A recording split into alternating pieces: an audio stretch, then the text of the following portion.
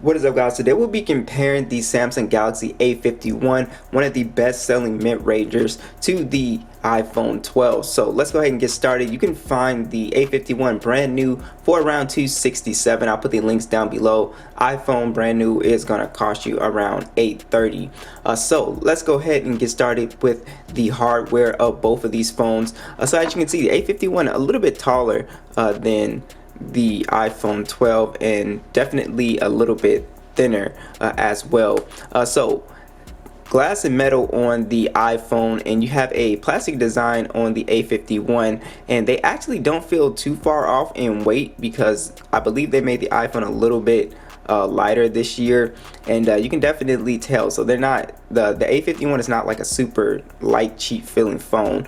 So as you can see, you have the psychedelic sort of shifting design on the A51, which I absolutely love.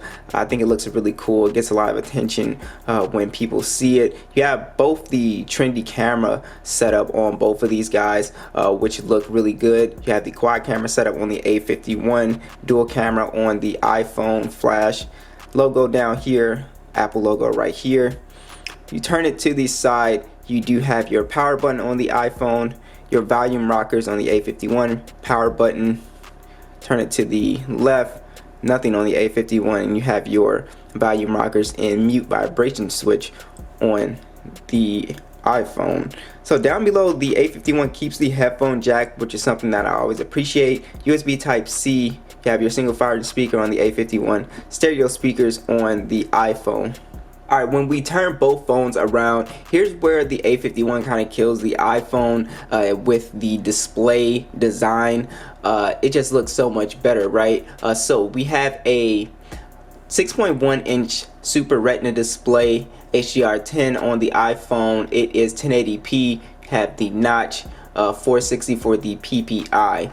On the A51, it's a 6.5 inch display, so slightly bigger. It's a Super AMOLED display, also 1080p, 405 for the PPI. And as you can see, just the difference with the display having the little punch hole versus the notch does make a big difference. So when you're gaming or just watching videos and stuff like that, you will notice just how immersive the A51's display is, having that little punch hole versus the iPhone's kind of notch. So it's something that I really like. I think the punch hole is the next best thing to having a full screen display and stuff like that. But yeah, I absolutely love it. I think the colors on this Super AMOLED display are super vibrant now. Apple made a really good move this year, moving away from the IPS LCD to this OLED display, which is something that I really like as well. So they both look great, but as far as displays, the A51 definitely comes out on top here. Alright, so you're running Android 10 with One UI 2.5 on the A51, iOS 14 of course on the 12. You have the Apple A14 chip, the Exynos 9611 on the A51, Mali G72. You do get micro SD support on the A51, 128 gigs of storage and 4 gigs of RAM. On the iPhone, you do not get expandable storage and only 64 gigs and 4 gigs of RAM. So you get much more storage, and you can expand that storage on the A51, which is definitely a huge benefit if you download a lot of games and stuff like that. Alright, for those of you who are going to ask, let's do a little quick speed test just to see for fun. Of course, don't expect the A51 to beat the new A14 chip, but let's see how far off it is. Instagram, iPhone, got it there. Temple Run. So it's not too far off. So for 267 versus 830, that's not too bad, honestly.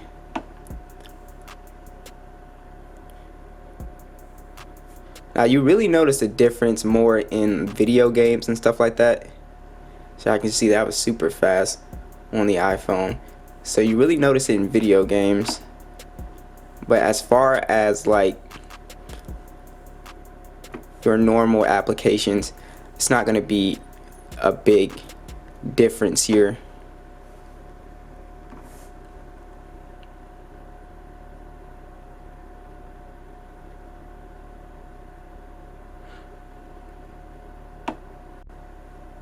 Yeah, so not gonna be a huge difference.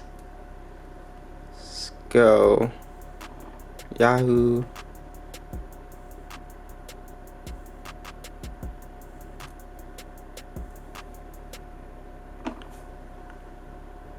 Yeah, so not a huge difference.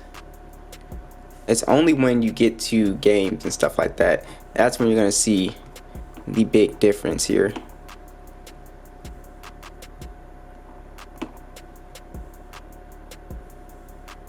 Alright, let's talk about some additional features. So both of these phones have NFC for mobile payments, which is really great. You do not have any type of IP rating on the A51. You do on the iPhone, IP68. You have stereo speakers on the iPhone, and also the really cool thing about the A51 is that you have a fingerprint scanner under the glass here. So I've never had a problem with a fingerprint scanner. Now, is it the fastest that I've ever tried? No, but it's almost 100% accurate if you do it right. So I've really never had an issue. With the iPhone, you only get the option of Face ID, which again, very fast, works great. But with the A51, you also get the option to have a face unlock. So you have more than one ways to unlock your phone on the A51, which is something that I really like. So let me see if I can get it from behind the camera.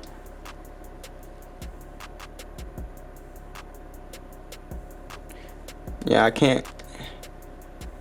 Yeah, okay, there it is. It's kind of hard to get it from the camera, but you do have face unlock on the A51 here. So that is something that I really like. And of course, you have the headphone jack on the A51, as opposed to, you know, they got rid of the headphone jack a while ago on the iPhone.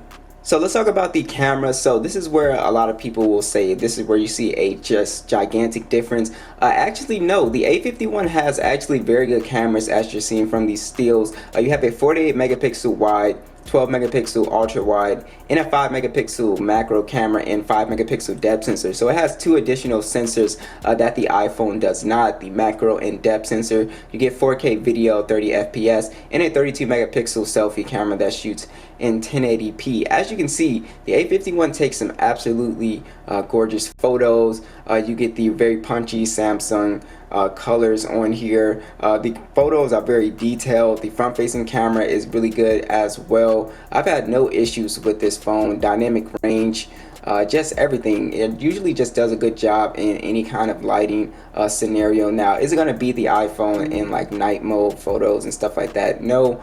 But it is a very good camera considering the price going against the iPhone. And checking out the iPhone's pictures, you have a dual camera setup, a 12 megapixel standard and a 12 megapixel ultra wide, 4K video, 2430 or 60 FPS, a 12 megapixel selfie, and you get 4K video on the front, 2430 or 60 FPS, which is really awesome. You already know what you're getting with the iPhone. You're getting a top-notch camera up there with the Pixel and Galaxy phones.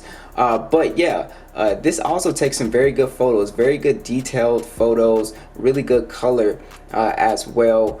You also get great dynamic range. Everything about these photos is really good. Even in the toughest lighting situation, you can pull out a very good photo, and the nighttime photos are really good on the iPhone 12 as well. So you're getting excellent photos with the iPhone, and I think the iPhone still has some of the best video on any smartphone as well.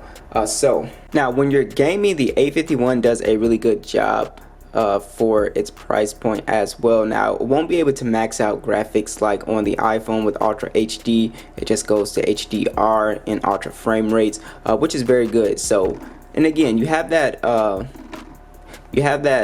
advantage with the display having just the small punch hole versus, you know, the notch and having things cut off on the display here. So it really comes down to what you want, but as you can see, gaming experience is going to be really great on both. I've never had an issue really gaming on the A51 here. You can see graphics look really good, very nice. Alright, let's go ahead and test out these speakers, starting with the A51 max volume.